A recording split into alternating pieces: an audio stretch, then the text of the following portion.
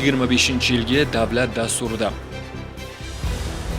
ochiq, pragmatik va faol tashqi siyosat olib borish, O'zbekistonning Birlashgan Millatlar Tashkilotidagi o'rni va nufuzi oshiriladi.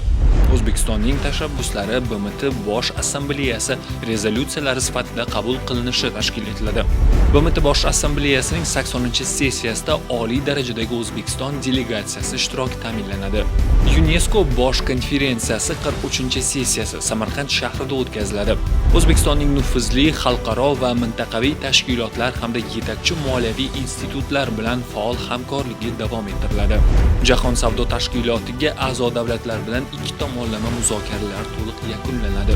Davlat dasturi bilan batafsil Uzbekistan2030.uz onlayn portalida tanishing. Islohotlar jarayoniga befarq bo'lmang.